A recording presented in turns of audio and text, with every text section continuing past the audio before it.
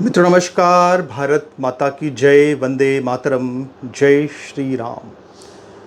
मित्रों, इजराइल और ईरान के बीच हो रहे युद्ध में अब पाकिस्तान की दगाबाजी ने भी लोगों को बहुत हैरान कर दिया है। मित्रों, वो पाकिस्तान जो अब से कुछ दिनों पहले ईरान के साथ इस्लामिक ब्रदरहुड की बात कर रहा था, उसी पाकिस्तान के जो आर्मी चीफ हैं, फील्ड मार्शल आसिम मुनीर, वो सिर्फ उन्होंने एक डिनर क्या कर लिया डोनाल्ड ट्रंप के साथ। उन्होंने ऐसा लग रहा है कि बिल्कुल अब ईरान की लंका लगाने की कसम सी खा ली है। लगातार ऐसे समाचार आ रहे हैं जो कि ईरान को अब इस बात से बड़ा विचलित कर रहे हैं कि जो उसकी पूर्वी सीमा है, जो पाकिस्तान से लगती है, पाकिस्तान और ईरान के बीच में लगभग 900 किलोमीटर का बॉर्डर लगता है। और अमेरिका की चाल ये है कि पाकिस्तान से ज़रा दोस्ती गांठ करके अच्छे से उसको अपने साथ मिला करके, मीठी मीठी बातें करके, प्यारी प्यारी बातें करके आसिम मुनीर से ईरान को बेचैन कर दिया जाए कि उसकी जो पूर्वी सीमा है वो भी सुरक्षित नहीं है। मित्रों, एक बहुत बुरा समाचार आ रहा है ईरान के लिए, और वो समाचार ये है कि जो पाकिस्तान का एयर स्पेस है, पाकिस्तान ने अपना एयर स्पेस अमेरिका के विमानों के लिए खोल दिया है। जो अमेरिका के टोही विमान हैं, वो सारे के सारे टोही विमान जो है वो नज़र आ रहे हैं पाकिस्तान के एयर स्पेस में। और ख़ासकर जो पाकिस्तान का ईरान का बॉर्डर है, तो पाकिस्तान वाला जो इलाका है बॉर्डर पर, वहाँ पर उसके एयर स्पेस में अमेरिका का टोही विमान नज़र आया है। और अमेरिका ने अपने इस टोही विमान से बाकायदा ईरान के बेहद ही संवेदनशील सेंसिटिव ठिकानों की जो रक्षा के नज़रिए से बेहद महत्वपूर्ण है, उनकी बाकायदा पूरी वीडियोग्राफी की है, उनकी पूरी खुफिया सूचनाएं इकट्ठी की हैं। यानी देखा जाए तो सीधे सीधे पाकिस्तान ने ईरान की पीठ में छुरा घोंप दिया है। समझने वाली बात यह है कि ये वही पाकिस्तान है जो अभी कुछ दिन पहले ऑपरेशन सिंदूर के वक्त ईरान का समर्थन लेना चाह रहा था। भाई, शहबाज शरीफ ने तो बाकायदा ईरान का दौरा भी किया था, और उस वक्त जब समर्थन लेने की बात थी तब भी खामेनेई ने ये बात साफ साफ कह दी थी कि भैया, हम ये पाकिस्तान के चक्कर में पड़ने वाले नहीं है, ये पूरी धोखेबाज कौम है और हम इसके चक्कर में कतई नहीं पड़ेंगे, हम इनके साथ नहीं है। वो तो आज भी भारत के साथ है। लेकिन बाकायदा जनरल मुनीर ने जो लंच किया है, उस लंच का असर दिखना शुरू हो गया है। और एक तरह के समाचार भी आ रहे थे कि शाहीन 3 जो मिसाइल है पाकिस्तान की, वो मिसाइल पाकिस्तान ईरान को देने जा रहा है, और तरह तरह की बातें आ रही थी। लेकिन शायद क्या एक लंच और एक डिनर ने सब कुछ बदल दिया है। खैर, देखते हैं क्या होता है आगे। लेकिन अब इज़राइल के जो सब्र का बांध है वो लगातार टूट रहा है। इज़राइल अब सीधे खामेनेई को ख़त्म करना चाहता है। जिस तरह उसने हिजबुल्लाह पर, लेबनान पर हमला करने से पहले ही चरण में, पहले ही युद्ध में नसरल्लाह को मार दिया था, उसी तरह से खामेनेई को पहले ही मारना चाहते हैं नेतन्याहू। और इसकी आज एक बयान सामने आया, और नेतन्याहू ने बिल्कुल साफ साफ कहा कि खामेनेई को जीने का कोई अधिकार नहीं है। वो एक हिटलर की ज़िंदगी जी रहे हैं, वो एक एडोल्फ हिटलर जैसे हैं, जिनके जीवन का एकमात्र उद्देश्य ही यहूदियों का सर्वनाश है। तो हम आखिर क्यों ना इनको ख़त्म कर दें, खामेनेई को। तो खामेनेई के लिए तो जो पता नहीं ट्रंप ने रोक रखा है नेतन्याहू को, बाकी नेतन्याहू चाहते हैं कि खामेनेई का खात्मा जल्द से जल्द किया जाए। और उसकी वजह क्या है? उसकी वजह ये है कि जो इज़राइल है उस पर लगातार ईरान के हमले झेल रहा है, लगातार झेल रहा है। मित्रों, आज तो बहुत बड़ा समाचार आया है। तेल अवीव में एक इज़राइल के बड़े अस्पताल पर ही ईरान ने हमला बोल दिया, और मिसाइलें दागी और अस्पताल तबाह हो गया। आपको मैंने बताया था किस तरह से वहाँ पे बड़े बड़े जो ठिकाने हैं, सैन्य ठिकाने, वहाँ पर भी लगातार, हाइफा पर भी हमले हो रहे हैं। और ईरान की सबसे बड़ी बात यह है कि ईरान की जो हाइपरसोनिक मिसाइलें हैं वो लगातार काम कर रही हैं, सफल हो रही हैं अपने अभियान में। और इज़राइल इसलिए बेचैन हो रहा है और खामेनेई को तुरंत मारना चाहता है, ताकि ये जो लीडरशिप है, जो गवर्नमेंट है ईरान की, उसकी लीडरशिप पूरी तरह से फेल हो जाए।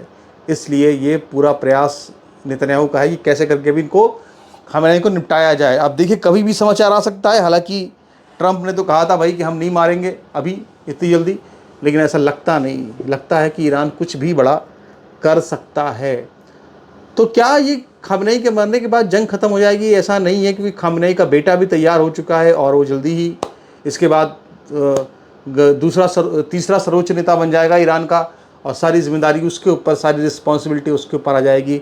ये तो दूसरी बात है। लेकिन फ़िलहाल के लिए अभी जो स्थिति है वो ये है कि इज़राइल को भी इसमें नुकसान झेलना पड़ रहा है, और इज़राइल ने भी आज भी पलटवार किया है और उनके आयान नाम के एक एटॉमिक रिएक्टर जहाँ पे था उस जगह पर उसको उन्होंने तबाह कर दिया है। जो फोर्डो, जहाँ पे फोर्डो है ईरान में उसका जो परमाणु ठिकाना है वो लगभग ज़मीन के 290 फीट के नीचे है, और उसको अभी तक इज़राइल टारगेट करने के बाद भी उसको निशाना नहीं बना पा रहा है, क्योंकि वो बहुत नीचे है ज़मीन के, और इसके लिए उसको अमेरिका के विशेष बंकर बस्टर बम जो है वो उसको गिराने पड़ेंगे, तभी वहाँ पे फोर्डो में तबाही ला पाएगा इज़राइल। तो इस वक्त की जो स्थिति बनी हुई है वो स्थिति साफ तौर पर देखा जाए तो ऐसी स्थिति है कि जहाँ पे ईरान और इज़राइल के बीच में एक 60-40 का मुकाबला चल रहा है। अगर इज़राइल 60 है तो ईरान भी भारी पड़ रहा है कहीं ना कहीं, क्योंकि ईरान, आप देखिए अब तक जितने भी युद्ध हुए, किसी भी युद्ध में जितनी क्षति अभी पहुंची इज़राइल को उतनी कभी नहीं पहुंची, और यही वजह है कि इज़राइल को थोड़ा सा और अपने एयर डिफेंस को मजबूत करने की आवश्यकता इस वक्त बहुत ज़्यादा, मुझे लगता है कि उसको तुरंत इस पर काम करने की ज़रूरत है। और दूसरी तरफ अगर हम देखें तो ईरान को अभी भी, खामेनेई को अभी भी ऐसा लग रहा है कि वो इज़राइल को हरा सकते हैं, लेकिन उनको रूस की मदद की ज़रूरत है। क्योंकि देखिए तो सबसे बड़ी बात यह है कि जो अपने युद्धपोतों की संख्या है वो ईरान के आसपास अमेरिका बढ़ा रहा है। अमेरिका अपने युद्धपोत और भेज रहा है। अभी तक अमेरिका ने सीधा हमला नहीं किया है, पर जल्दी वो सीधा हमला भी कर सकता है कभी भी। और ऐसी स्थिति में फिर आज बड़ा बयान रूस के जो राष्ट्रपति हैं पुतिन की तरफ से आया है। पुतिन ने साफ साफ कह दिया है कि अमेरिका बिल्कुल भी जो है, अमेरिका बिल्कुल भी दखलंदाजी ना करे ईरान और इजराइल के युद्ध में, और अगर वो कोई दखलंदाजी करता है तो फिर ये इसके गंभीर परिणाम भुगतने पड़ सकते हैं। तो एक तरह से ईरान के साथ में सीधे सीधे रूस खड़ा हुआ नज़र आ रहा है, और कहीं ना कहीं हम एक जो बात कहते हैं आपसे कि ऐसा लग रहा है कि ये एक धीरे धीरे महायुद्ध की सी परिस्थितियाँ, विश्व तीसरे विश्व युद्ध की परिस्थितियाँ बनने की तरफ जा रही हैं। और अब तक जो अगर हम डेथ टोल देखें तो अब तक 700 लोग करीब ईरान में मारे जा चुके हैं, और अब तक 30 से ज़्यादा लोग इज़राइल में मारे जा चुके हैं। तो निश्चित तौर पे मरने वालों की संख्या इज़राइल में कम ज़रूर है, लेकिन मेरा फिर से बार बार कहना है कि इज़राइल का एरिया छोटा है, इसीलिए अगर इज़राइल को जल्द से जल्द अगर उसने अपने एयर डिफेंस को ठीक नहीं किया तो वहाँ पे भारी तबाही हो सकती है। और चूँकि एरिया इतना छोटा है कि अगर कहीं वाकई में ईरान ने अपनी फुल पावर, क्योंकि जो हमने जो किसी ने भी जो जिसको ये अनुमान था कि इज़राइल की पावर को लेकर के, वो सब लोग को एक अचंभा हुआ है कि ईरान की जो मिसाइल पावर है वो उसके अनुमान से कहीं ज़्यादा साबित हुई है। वो कहीं ज़्यादा अच्छी टक्कर वो लेबनान के, हिजबुल्लाह के, हूती के और हमास के मुकाबले ईरान ज़बरदस्त टक्कर देने में कामयाब हो रहा है इज़राइल को, मेरा ये मानना है। तो ऐसे में अगर आज भले ही आप मरने वालों का आंकड़ा ज़्यादा है ईरान के अंदर, लेकिन यहाँ पे ये भी समझना होगा कि ईरान को इससे कोई फ़र्क नहीं पड़ता। जब ईरान इराक युद्ध हुआ था तो उनके लाखों लोग ईरान के मर गए थे और कोई फ़र्क नहीं पड़ता उनको। वो तो कहते हैं हम जन्नत जा रहे हैं, वो मर जाए उन्हें कोई, उनके लिए ये आंकड़ा 600, 60,000, 70,000 कितनी मर जाए उन्हें कोई फ़र्क नहीं पड़ता। लेकिन ईरान में भाई मुसलमानों की आबादी बहुत ज़्यादा है दुनिया में, वो ख़त्म नहीं हो जाएंगे, लेकिन यहूदियों की आबादी कम है। एक यहूदी मरता है तो वो सीधे सीधे एक बहुत बड़ा झटका होता है पूरी यहूदी कम्युनिटी को।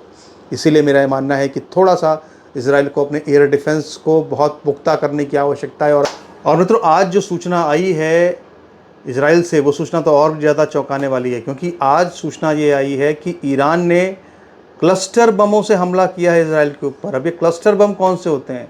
ये जो क्लस्टर बम होते हैं ये ऐसे बम होते हैं जो कि आसमान में ही, ये एक बड़ा बम होता है जो आसमान से जब नीचे गिरने लगता है तो छोटे छोटे कई बमों में टूट जाता है, और उस वक्त ये बड़े इलाके में जा कर के भारी तबाही मचाता है। तो क्लस्टर बम्स का भी इस्तेमाल शुरू हो चुका है, और मुझे लगता है कि इसका मुंहतोड़ जवाब इजराइल देगा। ख़ास तौर पे इजराइल के प्रधानमंत्री बेंजामिन नेतन्याहू ने एक बयान भी जारी किया है और उन्होंने कहा है कि ईरान ने एक अस्पताल पर हमला करके सारी मानवता को धता बता दिया है और अब भयंकर जो है वो अटैक की चेतावनी इजराइल लगातार दे रहा है। हालांकि ऐसे में एक बड़ी बात ये भी है कि जो सारा मुस्लिम उम्मा है वो काफ़ी प्रसन्न है, काफ़ी खुश है। उसको लग रहा है कि ईरान तो जीत रहा है, जंग पे हावी हो रहा है इजराइल पे, वो अलग तरह से उस पूरे मामले को देख रहा है।